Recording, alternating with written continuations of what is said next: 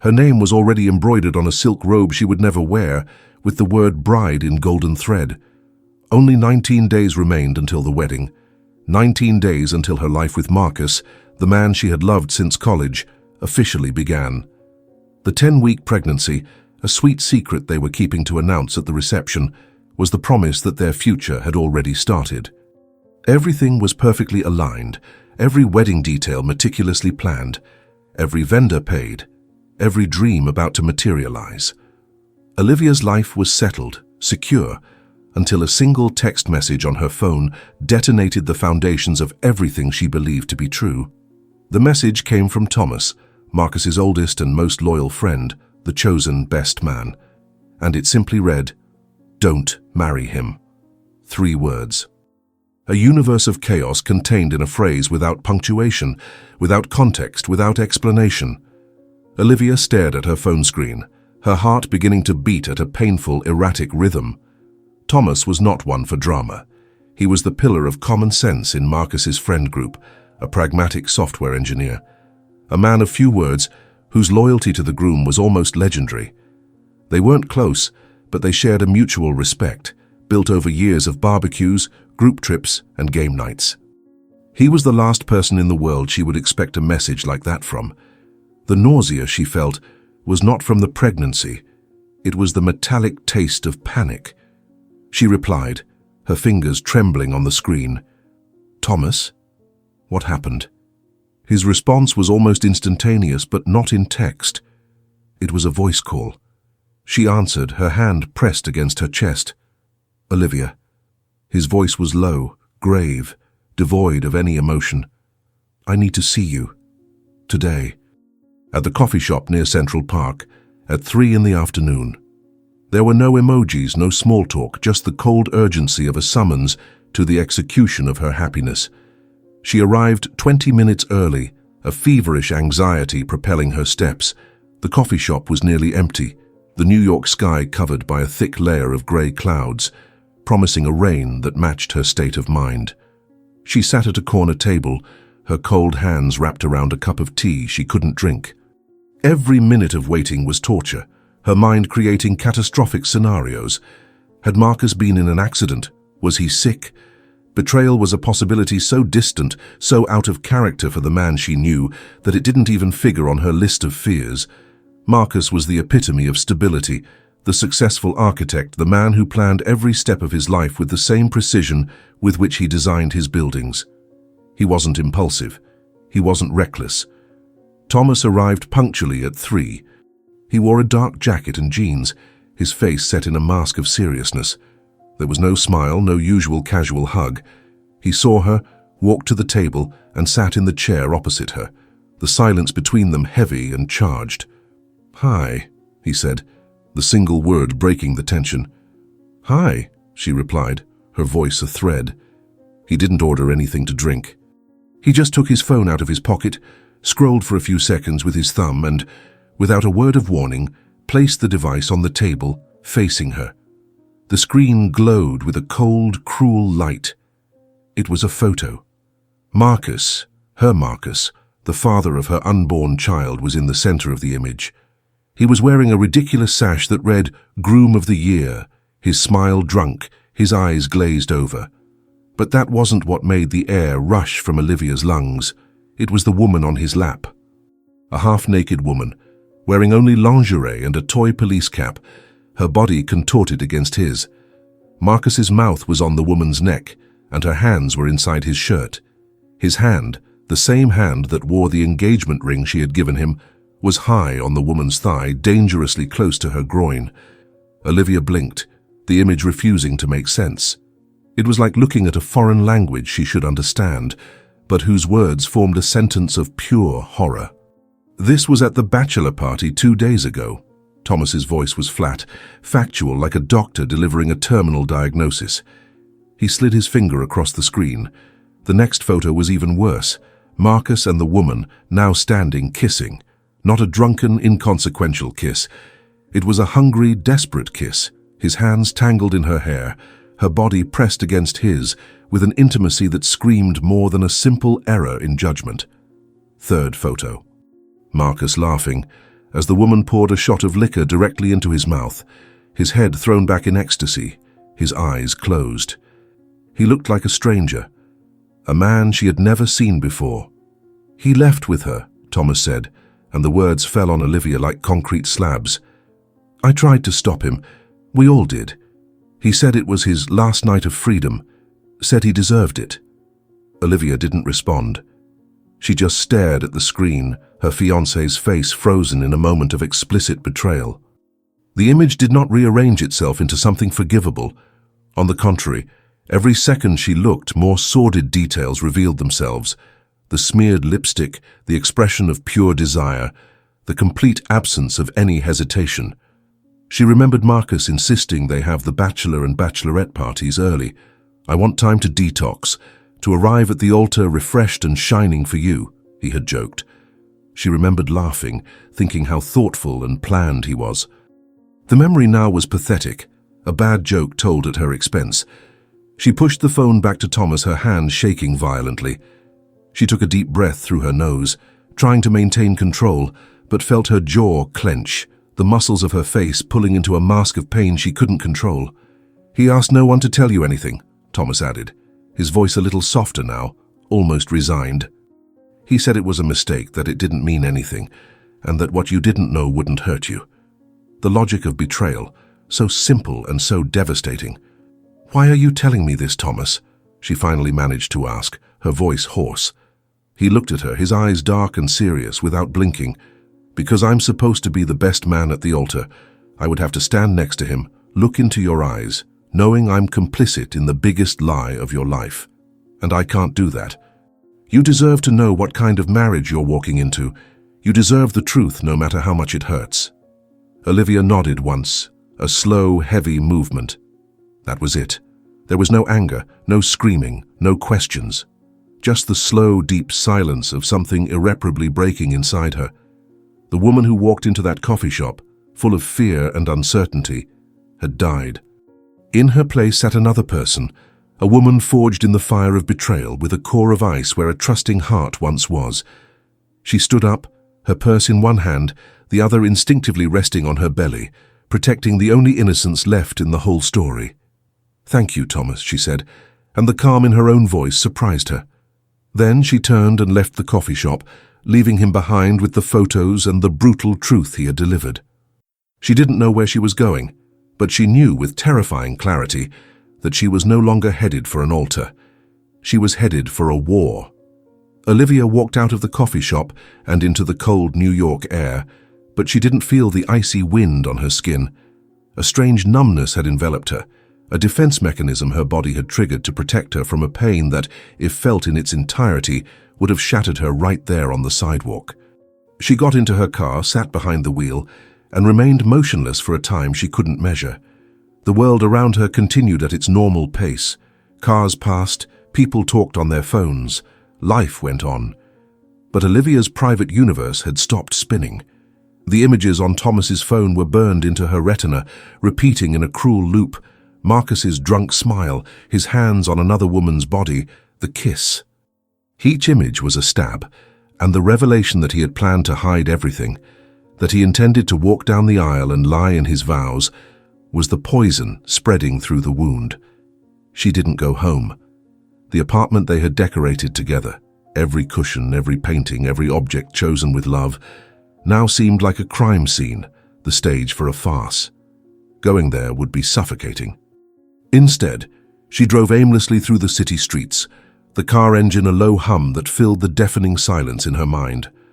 The nausea returned, stronger, and she had to pull over to a quiet street, her body trembling as she tried to control the waves of sickness. Her hand instinctively went to her belly, the baby, the small life growing inside her, the fruit of a love she now discovered to be a lie. A wave of protective fury washed over her, so intense it left her breathless. That child would not grow up in a home built on dishonesty. That child would not have a father who believed that loyalty was optional. In that moment, sitting in her car on a random street, the decision was made. It wasn't a rational decision, born of logic, but a visceral certainty coming from the depths of her mother's soul. The wedding was off. When she finally returned to the apartment, It was already night. The lights were on. Marcus was home. He greeted her with a smile and a kiss, the same smile and the same kiss as always, but which now seemed grotesque, a profanation. "Hi, my love. You're late. I was worried," he said, hugging her. Olivia didn't reciprocate. Her body was rigid, a statue of ice in his arms. He pulled away, his smile faltering, his brow furrowed in confusion. "Did something happen? You look pale." She stared at him, studying his face, looking for any sign, any trace of the truth. But there was nothing, just the mask of normalcy he wore so perfectly. "I'm tired," she lied, her voice coming out surprisingly firm. "Long day at the office." The ease with which the lie left her lips frightened her. She was learning his language. That night, she couldn't sleep. Lying next to him in bed, feeling the warmth of his body, the sound of his breathing, she felt like a spy in enemy territory. His every casual touch was a violation, every word of affection, a lie. She waited until he was deeply asleep and then got up. She went to the living room, sat in the dark, and began to plan. The initial anger had dissipated, giving way to a cold, cutting clarity. A direct confrontation would be useless. He would deny it, manipulate, call her crazy, jealous, exactly as he had done with Thomas. He would turn her into the villain of the story. No, she wouldn't give him that satisfaction. Her revenge would not be an act of passion, but a work of art, of strategy and precision. She wouldn't just end the engagement, she would dismantle his life, piece by piece, using his own arrogance as a weapon. The plan began to take shape. 19 days remained until the wedding. 19 days until all the vendors were paid, until the gifts arrived, until both families gathered. The stage for his public humiliation was already set. She just needed to direct the final scene. In the following days, Olivia became the perfect bride. She dove headfirst into the final preparations, discussing details with the wedding planner, confirming the guest count, smiling at every meeting. Marcus was relieved. He interpreted her behavior as a sign that his indiscretion had gone unnoticed, that his secret was safe. His arrogance blinded him. He saw her busy with flowers and table arrangements, failing to notice that she was, in fact, weaving the web that would trap him. While smiling and waving, Olivia acted behind the scenes. She contacted Thomas again. "I need a favor," she told him at a discreet coffee shop away from curious eyes. "I need all the photos, and any other proof you have." Thomas hesitated for a moment, the moral conflict visible on his face. But seeing the determination in Olivia's eyes, the silent strength emanating from her, he relented. He sent her everything. The photos, short videos from the party, even screenshots of group chat conversations where Marcus bragged about his conquest. It was a complete dossier of the betrayal. With the evidence in hand, Olivia took the next step. She knew Marcus's greatest weakness was not desire, but ambition. His career as an architect was taking off, and he was about to close the biggest contract of his life, the design of a new commercial complex for one of the country's largest construction firms. The owner of the firm, a conservative man known for valuing ethics and image above all else, had become a sort of mentor to Marcus. He would be at the wedding. His presence was the centerpiece of Olivia's plan. She did nothing with the evidence yet. She just kept it, like a predator waiting for the right moment to strike. She continued to play her role, the pregnant, happy bride. She even went with Marcus's mother, Susan, for the final dress fitting. Susan, a woman who adored her, cried upon seeing her dressed as a bride. "You look so beautiful, my daughter. Marcus is a lucky man," she said, hugging her. Olivia felt a pang of guilt, but pushed it away. Susan was also a victim in this story, but Olivia's loyalty was now only to herself and the child she carried. The wedding week arrived. The house was full of gifts. Messages of congratulations flooded her phone. The excitement was palpable, and with each passing day, the tension inside Olivia grew. She was playing the most dangerous game of her life. The night before the wedding, Marcus held her in bed. "I can't wait to call you my wife," he whispered. "Tomorrow will be the happiest day of our lives." Olivia just smiled in the dark, a smile that didn't reach her eyes. "Yes, darling," she replied. "It will be an unforgettable day." The wedding march began to play. the solemn chords filling the historic church in downtown Boston. The massive wooden doors opened, revealing Olivia. A collective gasp ran through the packed pews. She was stunning. The dress, a creation of lace and silk, embraced her figure with an elegance that disguised the small curve of her belly. The veil, long and ethereal, framed a face that was a masterpiece of serenity. But beneath the perfect makeup, her eyes did not shine with a bride's joy, but with the cold determination of an executioner. Beside her, her father, his face radiant with pride, offered her his arm. He didn't know he was leading his daughter not to a marriage, but to a battlefield. As she slowly walked down the aisle, Olivia felt the gaze of hundreds of people upon her, but her attention was focused on a single person, Marcus, waiting for her at the altar. He was impeccable in his custom-made tuxedo, his smile wide and confident. Seeing her, his eyes filled with an emotion that at another time she would have interpreted as love. Now she saw only the arrogance of a man who believed he had won. Beside him, Thomas, the best man, had a pale, tense face. His eyes met Olivia's for a brief second, a silent acknowledgement of what was to come.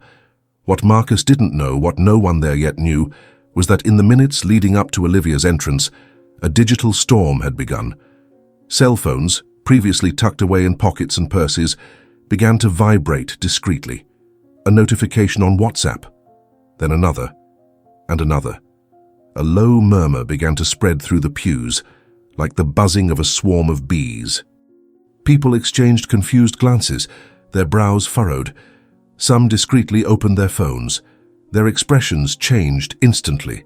Shock, incredulity, horror, shame. The sound of clicks and screen taps became a bizarre counterpoint to the solemn music. Olivia reached the altar. Her father kissed her forehead and handed her hand to Marcus. His hand was warm and firm, hers cold as marble. Marcus leaned in and whispered, "You're perfect. I love you." The words, which should have been the peak of her dream, now sounded like an insult. She just smiled, an enigmatic smile he couldn't decipher. The officiant began the ceremony. His words about love, trust, and loyalty floated in the air, laden with crushing irony. Olivia kept her gaze fixed on Marcus, watching him. He still hadn't noticed. He was immersed in his moment of glory, oblivious to the tide of shame rising around him.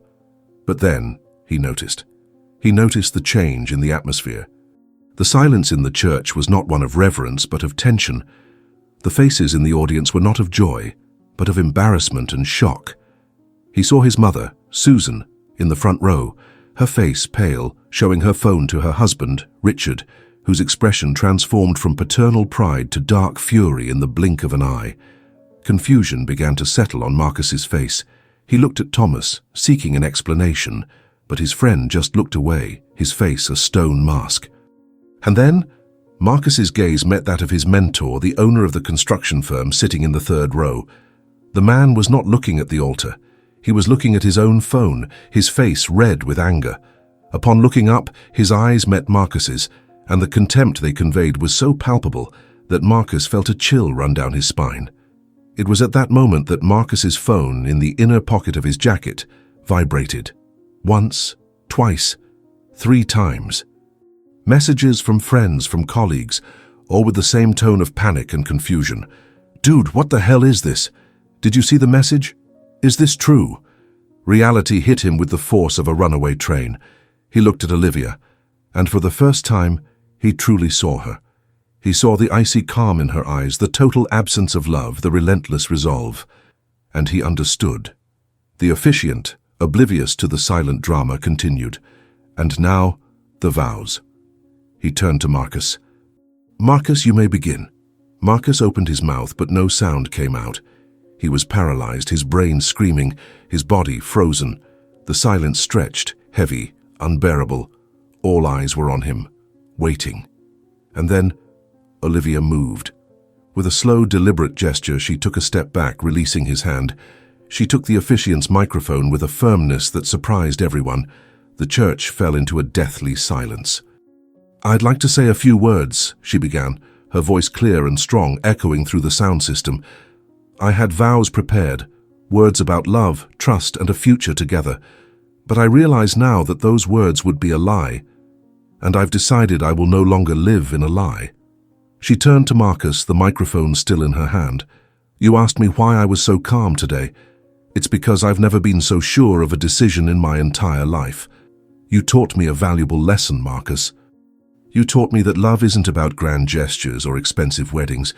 It's about what you do when no one is looking. It's about respect. It's about loyalty." She paused, letting the words hang in the air. "And while I was preparing to commit to you for the rest of my life, you were busy, celebrating your last night of freedom." The quote was delivered with a cutting disdain. A shocked murmur ran through the church. "So no, there will be no wedding today," she continued, her voice now addressing everyone present. "I thank you all for coming to witness this moment, not the beginning of a marriage, but the end of a farce, and the beginning of my new life. A life based on truth, dignity, and self-respect. A life I will build for myself and for my child." The revelation of the pregnancy was the second explosion. Susan's jaw dropped. Richard buried his face in his hands. Marcus staggered backward, as if he had been physically struck. Olivia placed the microphone back on the stand. With a calm that defied the situation, she turned to the audience, gave a slight nod, like an actress thanking the public at the end of a play. Then she turned, gave her back to the altar, to the humiliated groom, to the life she had planned, and began to walk back down the aisle. Alone. She didn't run. Her steps were measured, elegant. With each step, she felt the weight of months of lies and pain falling from her shoulders. She didn't look back. She didn't need to. She could feel the chaos she had left behind, Marcus's humiliation, his parents' fury, the guests' shock. But none of that mattered anymore. As she passed through the church doors and stepped out into the sunlight, she was not an abandoned bride. She was a queen, abdicating a kingdom of lies to rule her own empire of truth. She was free. And the party, Marcus's shame party, was just beginning. The church door closed behind Olivia with a dull thud, sealing the most painful chapter of her life. Outside, the world seemed surrealistically normal. The sun was shining, birds were singing, and city traffic flowed indifferently. For an instant she stood on the stone steps, her veil gently floating in the breeze, an apparition dressed in white amidst the urban hustle. She took a deep breath, the fresh air filling her lungs, and felt a lightness she hadn't experienced in weeks. It wasn't the euphoria of victory, but the deep peace that comes with liberation. She had faced the monster and emerged on the other side, not just intact but stronger. She didn't have a plan for what came next. Her only goal was to get out of there. She spotted the car she had hired to take her to the ceremony, the driver standing beside it, his expression confused. Before she could take a step toward him, a hand touched her shoulder. She tensed but relaxed upon seeing Thomas's face. He had slipped out a side door, escaping the circus of horrors that had erupted at the altar. "Olivia," he said, his voice hoarse with emotion. "That was the bravest thing I've ever seen." "I just did what needed to be done," she replied, her voice still calm. "Where are you going now?" he asked, genuine concern in his eyes. "I don't know. Away from here." "Let me take you," he offered. "You shouldn't be alone right now." She hesitated. Part of her just wanted to disappear, to be completely alone. But looking at Thomas, she didn't see pity. She saw respect. She saw the solidarity of someone who, at great personal cost, chose to stand on the right side of the story. She nodded. "Okay." As Thomas led her to his car, parked on a nearby street, his phone began to ring incessantly. It was Marcus, and then Marcus's mother, and his father. Thomas ignored all the calls, putting the device on silent. "They can wait," he said, opening the car door for her. Inside the church, chaos had erupted. As soon as Olivia disappeared, the shocked silence gave way to pandemonium. Marcus, left alone at the altar, was the epicenter of a hurricane of shame. His father, Richard, marched up to him, his face red with a fury he could barely contain. "You dishonored us," he hissed, his voice low and venomous so only Marcus could hear. "You destroyed this family's name." Susan, his mother, was crying hysterically, supported by relatives. The guests, unsure what to do, began to stand up and leave in silence, their faces a mixture of pity and barely contained gossip. Marcus's mentor, the owner of the construction firm, didn't even look in his direction. He simply stood up, adjusted his suit, and walked out, the message of his contempt clearer than any words. Marcus's dream contract, the foundation of his professional future, had turned to dust. In the car with Thomas, Olivia finally allowed the adrenaline to subside, and with it, the pain came. Not the sharp pain of betrayal, but a dull ache, the grief for the life she thought she would have. A solitary tear rolled down her cheek, then another. She didn't sob. She just cried silently, the warm tears washing away the last vestiges of the woman she had been. Thomas said nothing. He just drove, offering her the comfort of his silent presence, an act of friendship worth more than any words of consolation. He took her to his family's beach house, a secluded spot 2 hours from Boston on Cape Cod. It was a haven of peace, with the sound of waves crashing on the sand and the smell of salt in the air. "Stay as long as you need," he said, leaving the keys on the table. "No one will find you here. I'll sort things out in the city, grab some clothes for you, notify your family. Just breathe." And that's what she did. In the following days, Olivia breathed. She walked along the deserted beach, feeling the sand beneath her bare feet. She watched the sunrise and sunset.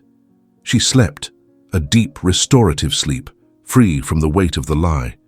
She ate, nourishing herself and the small life inside her. Slowly, the pain began to transform into something else, into strength, into clarity. She thought of her child, and for the first time, the idea was not accompanied by fear but by a fierce protective joy. She would be a mother, and she would be the best mother she could be, alone. Thomas was her guardian angel. He acted as a filter between her and the outside world. He dealt with the wedding planner to officially cancel the reception, coordinated the return of the gifts, and most importantly, was the bearer of bad news to Olivia's family, sparing her from having to relive the trauma. He also kept her informed of what was happening with Marcus. The story, as expected, had become the scandal of the season. Marcus had become a pariah. Fired from the architecture firm after losing the big contract, he was also kicked out of the house by his parents, who couldn't handle the public humiliation. He was alone, broken, and disgraced. A week later, Olivia felt ready to return, not to her old life, but to start a new one. Thomas drove her back to the city, not to the apartment she shared with Marcus, but to a hotel. That night, they had dinner together. The atmosphere between them had changed. The crisis had forged them into an unexpected alliance. "I can never thank you enough, Thomas," she said, looking at him across the table. "You don't have to," he replied, a small smile on his lips. "I just did what any decent person would do." "No," she insisted. "You risked your oldest friendship for me. For someone you barely knew, that's not nothing." "Maybe I felt like I already knew you," he said, his voice low. "I always saw you at the barbecues, the parties. I always thought you were different, strong, real. Marcus didn't deserve you. I've known that for a long time." The confession hung in the air, laden with a meaning they both understood, but neither was ready to name. In that moment, Olivia saw Thomas not just as her ex-fiancé's friend, but as a man of integrity, courage, of a quiet kindness that was the exact opposite of Marcus's empty showmanship. A small seed was planted in Olivia's heart that night, a seed of possibility that she guarded carefully, not yet knowing if it would one day sprout. In the following months, Olivia dedicated herself to building her new life. With her father's help, she found a new apartment, a place all her own, which she decorated with light colors and comfortable furniture. She returned to work, no longer as an interior designer at a large firm, but opening her own small studio. She wanted to be the owner of her own destiny, in every aspect. Her belly grew, and with it her confidence. She became a figure of silent admiration among her friends and family, the woman who had the courage to say no at the altar, who chose herself instead of a life of lies. Thomas remained a constant, discreet presence in her life.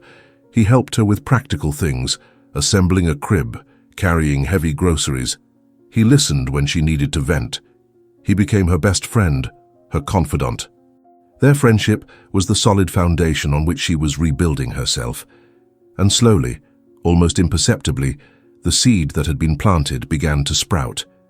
She found herself smiling at his dry jokes, looking forward to his messages, feeling a small spark of joy when he showed up at her door with a pint of her favorite ice cream.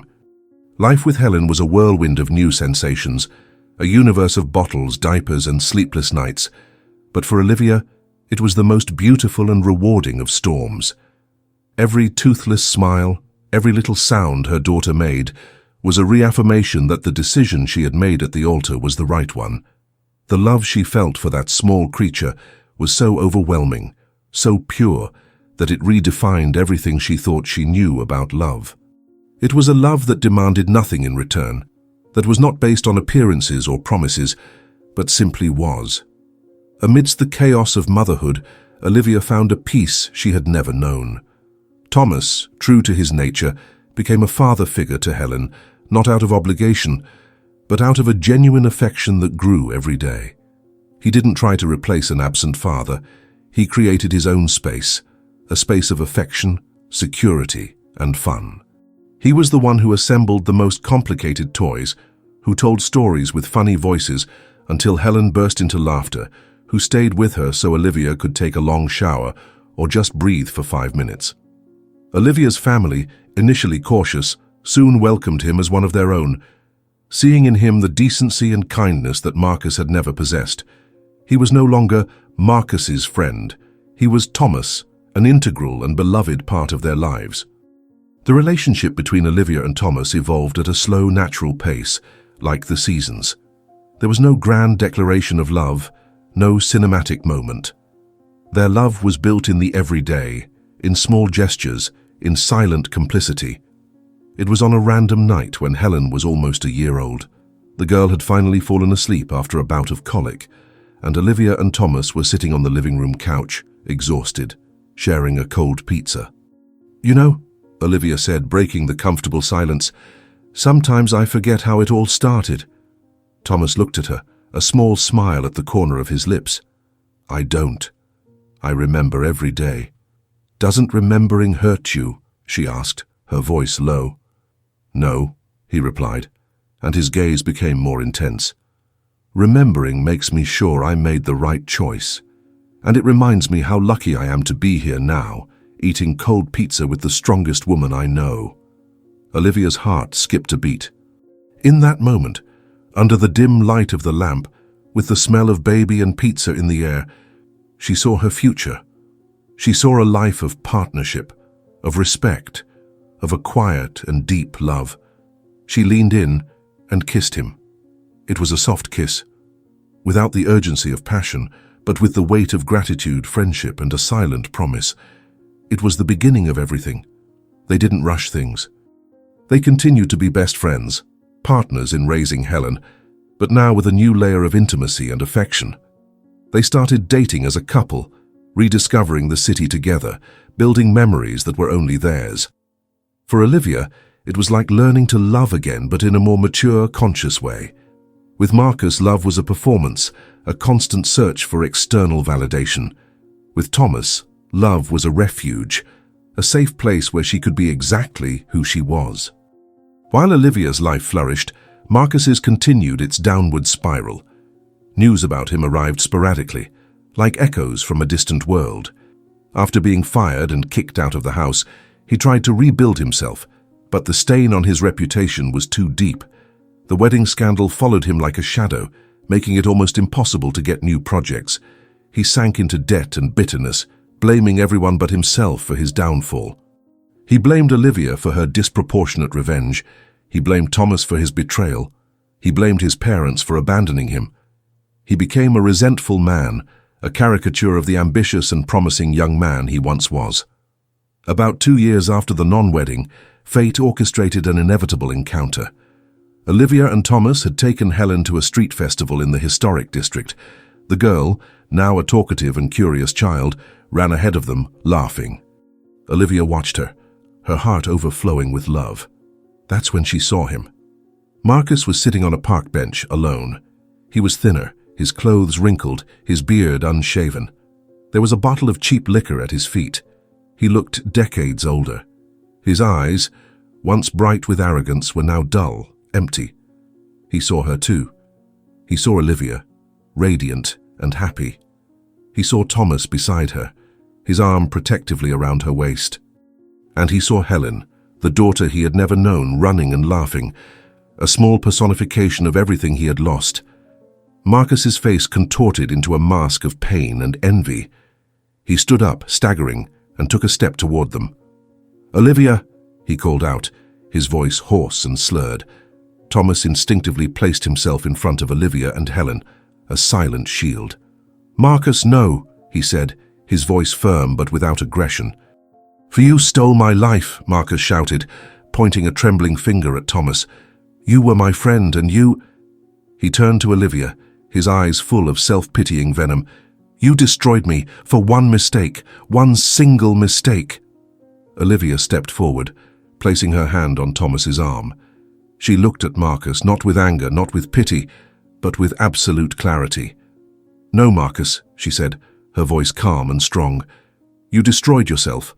What happened wasn't because of a mistake. It was because of your character. You lied, manipulated, and were willing to build a family on a foundation of dishonesty. I didn't destroy you. I saved myself, and I saved my daughter." She bent down and picked up Helen. The girl, frightened by the shouting, buried her face in her mother's neck. "Let's go," Olivia said to Thomas. They turned and walked away, leaving Marcus alone on his park bench, shouting insults at a world that no longer listened to him. That encounter, instead of shaking her, only reinforced Olivia's certainty. She had escaped a life of emotional misery. The final surprise, however, was yet to come. A few months later, Thomas took Olivia back to his family's beach house, the place that had been her first refuge. It was the 3-year anniversary of the day he rescued her from the church door. At sunset, as they walked along the sand, with Helen running ahead, collecting shells, Thomas stopped. He turned to her, his face serious but his eyes shining. "Olivia," he began, "3 years ago on this very day I saw the bravest woman in the world choose herself.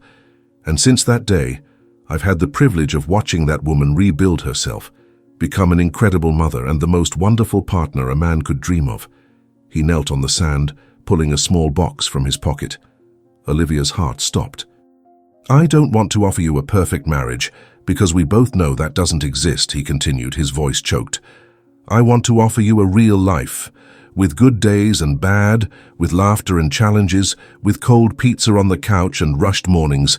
I want to be your partner, your friend, and I want to help raise our daughter.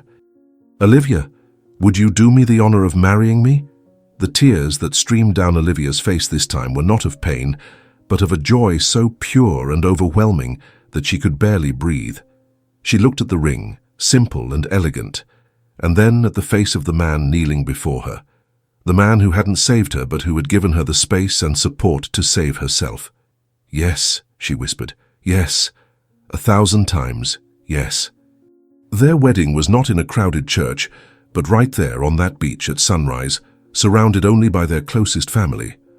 Olivia did not wear a traditional wedding dress, but a light flowing dress that danced in the wind.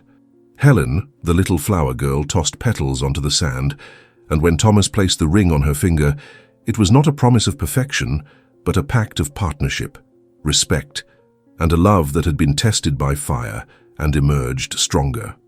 Olivia's happy ending was not finding a Prince Charming, but becoming the queen of her own story, with a true king by her side. The beach wedding was the antithesis of everything the event with Marcus represented. There was no ostentation, no list of hundreds of guests to impress, no pressure to perform. There was only the immensity of the ocean, the sky coloring with the first lights of dawn, and the intimate circle of people who truly loved them. Olivia, barefoot on the sand, felt more like a bride, more complete than she ever had in the expensive dress and the sumptuous church. Beside her, Thomas was not a groom anxious for a spectacle, but a man whose happiness overflowed in a serene smile. Helen, with her curls in the wind, ran between them, the living personification of the beauty that can be born from chaos. The vows they exchanged were not memorized from a book, but words that came from the heart, speaking of resilience, gratitude, and the promise of a real partnership forged in honesty. It was a beginning, not an end. The life they built together was a tapestry woven with the threads of normalcy and everyday joy. They moved to a house with a small garden where Helen could play and where they planted flowers and a vegetable patch. Olivia's interior design studio, which began as an act of independence, flourished. Her work gained recognition not only for its aesthetics, but for the soul she imprinted on every project. She specialized in creating homes, spaces that told stories, that welcomed.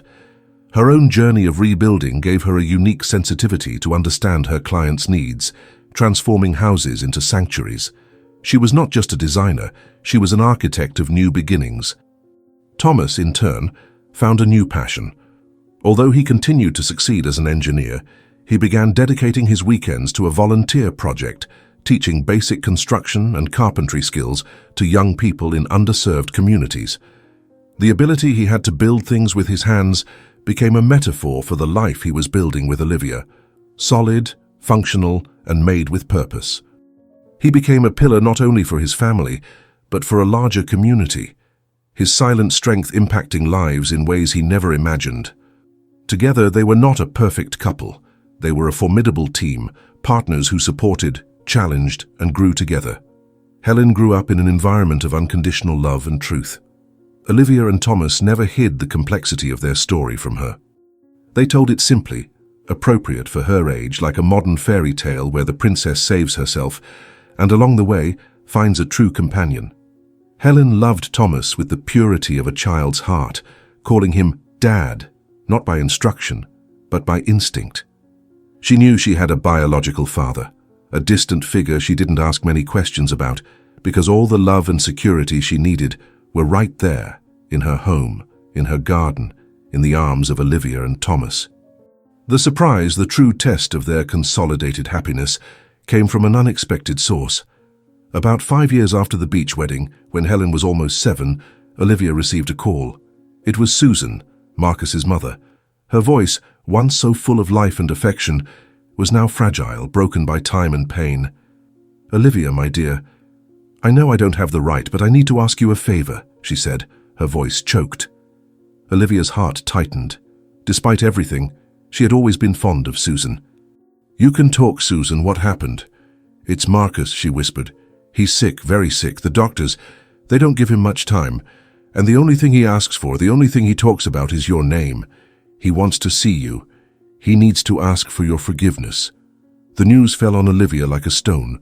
Marcus, the man who had been the center of her universe and then the cause of her greatest pain, was dying. The image of him, drunk and resentful in the park, came to her mind, followed by the image of the ambitious and smiling young man she had once fallen in love with. She felt a wave of sadness, not for lost love, but for the tragedy of a wasted life. That night, she told Thomas. He listened in silence, his face serious, processing the information. He held her hand, his touch firm and comforting. "What do you want to do?" he asked, without any trace of jealousy or resentment in his voice. The question was not a test, it was support. "I don't know," she admitted. "Part of me doesn't want to stir up that past, but another part thinks of Susan and thinks that maybe for me to close this circle forever, I need to go." "Then we'll go," he said simply. "We'll go together." The next day they went to the hospital. The room was small, sterile, and the smell of antiseptic hung in the air. Marcus was lying in bed, a fragile, pale figure, almost unrecognizable. The years of alcohol and bitterness had taken their toll. He was hooked up to tubes, his breathing shallow. Susan and Richard were by the bedside, aged by pain. Seeing Olivia, Marcus's eyes filled with tears. "Olivia," he whispered, his voice a thread. Olivia approached the bed, Thomas a step behind her, a silent presence of support. She took Marcus's hand. It was cold and thin. "I forgive you, Marcus," she said, and the words came from a place of genuine peace, not obligation. "I forgive you not for you, but for me, because I no longer carry that weight. My life is light and I wish you peace." He squeezed her hand with the little strength he had left. "You," "You were the best thing that ever happened to me, and I threw it all away," he managed to say. Tell my daughter that I'm sorry." "She knows she is loved," Olivia replied gently. They stayed for a few more minutes, in a silence that was no longer one of tension, but of a sad and solemn farewell. As they left the room, Richard, Marcus's father, the man who had once thrown her out of his house, stopped her in the hallway. "Thank you," he said, his eyes red. "Thank you for your grace. We got everything wrong." Olivia just nodded and, holding hands with Thomas, walked out of the hospital, back into the sunlight, back to her life. Marcus passed away 2 days later. The news brought a definitive closure, the final page of a book that had been on the shelf for a long time. Life continued, rich and full. Olivia's studio became a reference in purpose-driven design. Thomas expanded his social project, creating a professional training center. Helen grew up, becoming an intelligent, compassionate young woman with the same resilient spirit as her mother. And every year on the anniversary of the day they met at the coffee shop, Olivia and Thomas would go to the beach house, watch the sunset, and share a cold pizza. A quiet, perfect reminder that sometimes the end of one story is just the beginning of a much better one. What did you think of this story? From 0 to 10, what rating would you give it? Subscribe to the channel and click on the bell to receive all our videos. And take the opportunity to watch another amazing story by clicking on the screen. Thank you and see you next time.